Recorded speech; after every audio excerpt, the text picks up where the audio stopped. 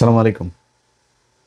জুলাই আন্দোলনে অংশ নেয়া, নেতৃত্ব দেয়া কিংবা সমন্বয়ক ছিলেন এরকম ২-৩ জনের উপরে গেল ১ সপ্তাহে হামলা হয়েছে। এর মধ্যে একজনের অবস্থা মাহাদি তো আছেই, তাকে দৌড়ে সে থানায় গিয়ে ঢুকেছে। আরেকজন তাকে ধরে তারপরে উলঙ্গ করে জয় বাংলা স্লোগান দিয়েছে। এই ঘটনাগুলো আমরা দেখেছি। এগুলো আ কার কেমন লাগে সেটা জানি না। আ মানে খুব খারাপ লাগে। এটা নিয়ে একেক জায়গায় একেকভাবে হয়েছে। বিশেষ করে প্রায় প্রতিটি গণমাধ্যমেই বলা হয়েছে যে থানা জ্বালিয়ে দেওয়ার কথা বলা সেই সমন্বয়ক আশ্রয় নিলেন থানার ভেতরেই। থানার পুলিশের টাকা কি পুলিশের বাপ দেয়? থানার পুলিশের টাকা আমরা দেই। এখন থানা জ্বালিয়ে ফেলা, কোন থানা জ্বালাইছিল? কোন পুলিশকে মারা হয়েছিল জুলাইতে? যেই পুলিশ এই দেশের সাধারণ মানুষের বুকে গুলি চালিয়েছে। পুলিশ মনে হচ্ছে যেন মানে ওদের জন্মই হয়েছে ঘুষ খাওয়ার জন্য। পুলিশের ভাইরা অনেক সৎ ভাই আছেন, মন খারাপ করেন না। আপনাদের জন্মই হয়েছে আপনাদের পোলাপানেরে খারাপ জিনিস খাওয়ানোর জন্য। আপনাদের পোলাপানের শরীরের মধ্যে দূষিত হারাম ঘুষের রক্ত। এটার জন্যই আপনাদের আল্লাহ জন্ম দিয়েছে এই দুনিয়ায়। আপনাদের ভালো হওয়ার কোনো ইচ্ছা নাই। এটা গত ২ বছরে সেনাবাহিনীকে নিয়ে অনেক কথা বললেও পুলিশকে নিয়ে কোনোদিন নেগেটিভ কথা বলি না। বাট এই ২টা বছরে দেখলাম পুলিশের অবস্থা। সবার ধান্দা একটাই, টাকা কামাইতে হবে। সেই আগের একই ধাঁচে তারা চলতে চায়। তো আপনাদের এইখানে যারা জুলাই আন্দোলনে দোসর হয়ে কাজ করেছে, হাসিনার খুব কাছাকাছি ছিল, যাদের বিরুদ্ধে হত্যা মামলা হয়েছে, একাধিক হত্যা মামলা, তাদের কারোর বিরুদ্ধে পুলিশ ব্যবস্থা নিচ্ছে না। সব ভালো মানুষ তারা। তো এগুলো আমরা দেখব। অনেকগুলো নাম তো আছে আমাদের কাছে। সেগুলোর ব্যাপারে যদি চূড়ান্ত পুলিশ যদি মানে কোনো পদক্ষেপ নেয় তাদেরকে বাঁচানোর জন্য, সেক্ষেত্রে তো আমাদেরও সে পুলিশের ব্যাপারে সেরকম পদক্ষেপই নিতে হবে। তো এখন বলা হলো যে পুলিশের থানা পুড়িয়ে ফেলা, সে থানা তো বাংলাদেশে ১টা ২টা পোড়ায় নাই। খালি মাহাদির ওইখানেই থানা পোড়ায় নাই, সারা বাংলাদেশই থানা পোড়ানো হয়েছিল। তো সেটা কি অপরাধ ছিল? এই বিপ্লবটা কি তাহলে মিথ্যা ছিল? এখন এই মুহূর্তে এই জিনিসটাকে হাস্যকর একটা জিনিস বানিয়ে ফেলা হয়েছে। মানে জুলাইয়ের এদেরকে নিয়ে দেখেন আপনি সোশ্যাল মিডিয়াতেও অ মানে আওয়ামী লীগের লোকজন তো আছেই, তারা ব্যাপক আকারে মজা নিচ্ছে এগুলো নিয়ে। প্রশ্ন হইল এই দায়টা কার? আমি আজকে থেকে ১ বছর আগে একটা কথা বলেছিলাম যে এই সমন্বয়করা রাস্তাঘাটে, এই যারা ছাত্র নেতা আছে রাস্তাঘাটে পেটুনি খাবে। আজকে শুরু হয়েছে কিনা? ছাত্রদের এতগুলো মানুষের রক্ত বিক্রি করে যারা নিজেদের পকেট গুছিয়েছে, এরা নাকি এদের কিছুই নাই। তোর বাইনারি অ্যাকাউন্টটা, তোর ক্রিপ্টো কয় টাকা আছে ওইটা আমাদের দেখাইস, তাইলে বুঝবো যে কার কয় টাকা আছে বা নাই।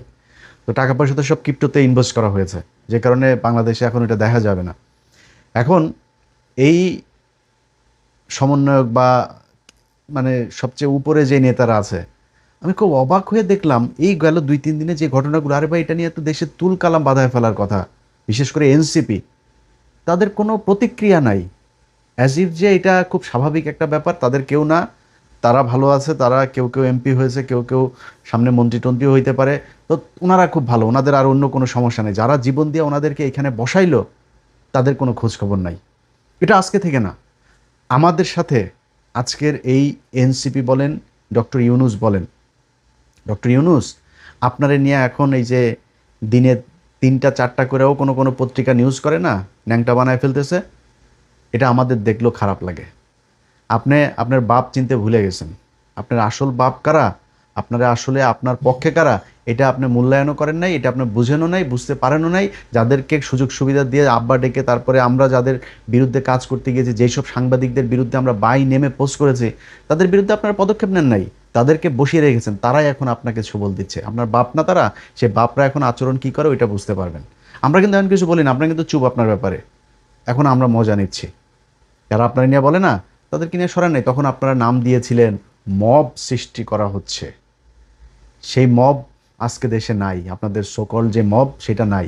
এখন প্রতিদিন রেপ হয়, প্রতিদিন মানুষ খুন হয়, প্রতিদিন চাঁদাবাজি হয়, সব কিছুই হচ্ছে। কিন্তু মব কিন্তু দেশে নাই। এখন আজকে কারা করে? আজকে ইলিয়াস, পিনাকি, কনকি কই ওনাদের তো কোনো লোকজন তো এখন আর রাস্তায় নাই। এখন মবটা কারা করে? এখন এগুলো মারামারি, এই হত্যা, ধর্ষণ, লুটপাট, চাঁদাবাজি প্রতিদিন চলছে। এগুলো কারা করে? আমরা করি। এই ইউনূস, তার আশপাশের লোকজন, এমনকি এই ছাত্রদের ভেতরেও কেউ তারা সুশীল সেজে গিয়েছিল। সাদা সাদা পাঞ্জাবি গায়ে দিয়ে বিশাল রাজনৈতিক নেতা হয়ে গেছে। পাছার চামড়া বাবা থাকবে না। তোমরা যেইখানে কাজ করা দরকার, একটা জায়গার মধ্যে তাদেরকে আমরা কোনো জায়গায় পাই নাই। এই যে বিডিআরের লোকগুলোর ব্যাপারে কতদিন নাম ধরে আর বললাম না, কতদিন এই কেন্দ্রীয় এই এনসিপির এই পোলাপানগুলোরে বলছি যে ভাই ওইখানে ওদের একটা হবে, একটু যায় অ্যাটেন্ড করেন। আরে ভাই কিছু না হইলেও তো সারা বাংলাদেশে 18,000 বিডিআর, এই বিডিআরের 18,000 বউ বাচ্চা ছেলে মেয়ে সহ আরও 5 গুণ লোক তোদের সাথে থাকতো থাকতো না? 18,000 সব ট্রেন লোকজন, এই ট্রেন লোকগুলি তো তোদের একটা বিশাল অ্যাসেট হইতে পারতো। তারা তাদের জন্য সময় নাই, এইখানে খাইতে যাবে ওইখানে খাইতে যাবে, ওর কাছ থেকে টাকা আনবো, অমুক বিল্ডিংয়ের মধ্যে টাকা পাওয়া গেছে ভাগাভাগি করতে হবে, অমুক জায়গায় অমুককে তদবির করতে হবে। ওনাদের এগুলো নিয়ে ভীষণ ব্যস্ত। না একটা আলেম, না একটা বিডিআর, না দেশের কোনো একটা প্রয়োজনে কোনো জায়গায় স্বৈরাচার মুক্ত করা কোনো জায়গায় তারা ছিল না। তারা সুশীল হয়ে গেল অল্প কয়দিনে। মব, ইউনুসের দিয়া নাম দেওয়া হইলো মব। আজকে ওই যে ওরা নাম দিয়েছে ডাস্টবিন শফিক। ডাস্টবিন শফিক তুমি কোথায়? তোমার এখন লন্ডনে গেলেও পেদাবে, স্পেনে গেলেও পেদাবে, আমেরিকায় গেলেও পেদাবে। আমরা কিন্তু এগুলো সামাল দিতে দিতে আমরা এখন ট্রেন আপ হয়ে গেছি। আমরা জানি যে আমাদের কেমনে একা চলতে হয়। আমাদের আল্লাহর রহমতে আমরা ওইভাবে চলি। তোমাদের রাস্তাঘাটে যেইখানে সবার সাথে তোমাদের মানে যাদের রেখে আসছো তারাও তোমারে বাঁচাবে না, আবার যাদেরকে নিয়ে তাড়াইছো তারাও কিন্তু তোমারে মানে যেখানে পাবে সেখানে মোটামুটি আপ্যায়ন করার জন্য প্রস্তুত আছে। তারা আমাদেরকে বলছিল মব। আমরা কি করতে চাইছিলাম এই বাংলাদেশে? আপনারা 1.5 বছর একটা সরকার পরিচালনা করলেন, যেই জুলাই আপনাদেরকে ক্ষমতায় বসালো ডক্টর ইউনূস, তুমি জীবনে মেম্বারও হইতে পারবে না বাংলাদেশে। নির্বাচন করে আপনি মেম্বার হইতে পারবেন না। আপনারা আমি চ্যালেঞ্জ করলাম, আপনাকে বাংলাদেশের সর্বোচ্চ চেয়ারে বসানো হয়েছিল এই জুলাইয়ের রক্তের বিনিময়ে। সেই জুলাইয়ের আপনি একটা জাদুঘর, আরে ভাই যা পেয়েছেন ওইটা নিয়েই আপনি বসায় দেন। জাদুঘরটা আপনি উদ্বোধন করে আসতে পারেন নাই, সময় নেই আপনার। গ্রামীণ বিশ্ববিদ্যালয়, গ্রামীণ এই গ্রামীণ ওই সব কিছু সময় ছিল, শুধু জুলাইয়ের এই জাদুঘরটা আপনি উদ্বোধন করতে পারেন নাই। জুলাইয়ের সনদ, সনদ নিয়ে ওনাদের এখন কত মাথা ব্যথা। বিএনপি সনদ চায় না, বিএনপি এই করে না। এনসিপি নির্বাচনের পরে আইসা তারপরে সনদের মধ্যে আপনার স্বাক্ষর করে, এই স্বাক্ষর করার সময় নেই, তাদের সময়ই নেই ভাই। যেইখানে আনতে হবে টাকা ওইখান থেকে টাকা আনতে হবে। এইখানে যে ধান্দাবাজির কোনো মানে এর কোনো মানে সীমানা নাই। এইভাবে তারা লুটপাট ধান্দাবাজি করেছে। আজকে তাদের লোকজন এইভাবে যায় তারপরে বিভিন্ন জায়গায় মার খায়। তারা মনে করছে যে এইভাবে বোধহয় অন্য মানুষ মার খেলে আমাদের সমস্যা কি, আমরা এমপি টেমপি আসি, আমরা তো সাদা পাঞ্জাবি পরে এখন সুশীল হয়ে গিয়েছি। এইটার সব শেষ পরিণতির জন্য প্রস্তুত থাকেন।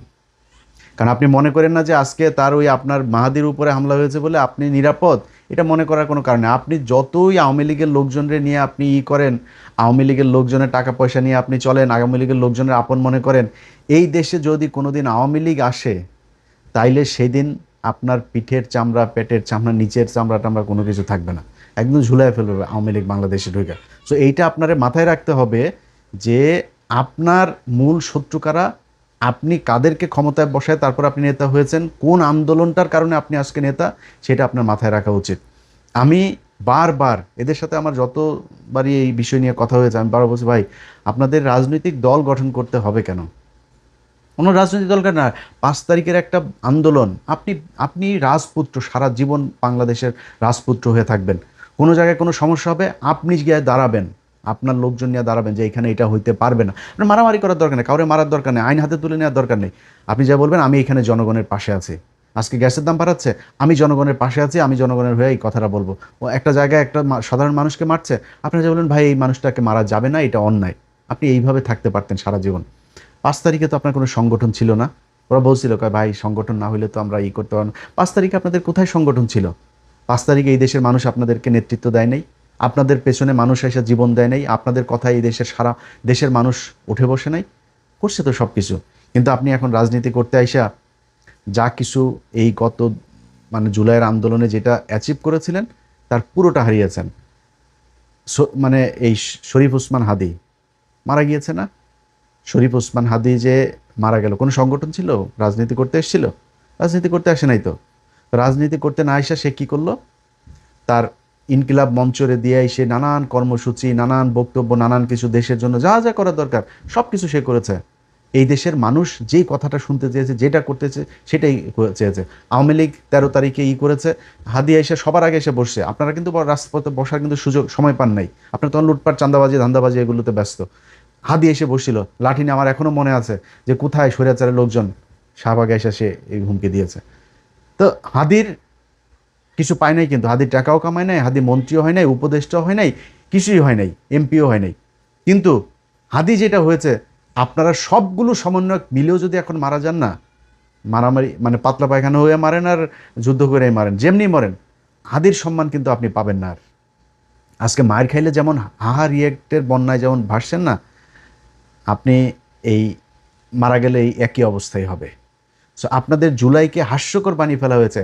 আপনারা শাওন আজকে বলে যে জুলাইয়ের এটারে নিয়ে মানে হাস্যরস করে, জুলাইয়ের একটা স্তম্ভের মধ্যে আগুন দিয়েছে সেটারে নিয়ে করে সে মানে এই তার ফেসবুক অ্যাকাউন্টের মধ্যে সে পোস্ট করে ডাইরেক্ট ওপেনে এই দেশে করার সুযোগ পায়। আপনি কথা বলেছেন, আপনারা একটা বিষয় নিয়ে কথা বলে দেখেন তো তার পরের দিন পারে কিনা। এখন কিছু কিছু লোকজন সাংবাদিক পরিচয় দিয়ে তারপরে টকশোতে যায় সরাসরি হাসিনার পক্ষে কথা বলছে। আপনাদের মুখে জবান নেই, আপনারা এখন চুচিল। আপনাদের মতো এরকম বালের চুচিল বাংলাদেশে বহুত আছে। সেই চুচিলদের মানুষ হুটকিও মারে না, বুঝেন না? আপনারাও হুটকি মারবেও না, মনে করেন যে এই অলরেডি শুরু হয়ে গিয়েছে। এই যেগুলো দেখছেন না, এই ওয়েবটা যখন আরেকটু ঘন হয়ে ভারী হয়ে শক্তিশালী হয়ে আসবে, সেটা আপনার গায়ে লাগবে এবং সেটার জন্য আপনি প্রস্তুত থাকেন। হাদিরের নেতা হইতে আপনার মতো এরকম বিশাল বালের এমপি হইতে হয় নাই, নির্বাচনও করতে হয় নাই। হাদি বাংলাদেশের জাতীয় নেতা, কাজী নজরুল ইসলামের পাশে তার কবর হয়েছে।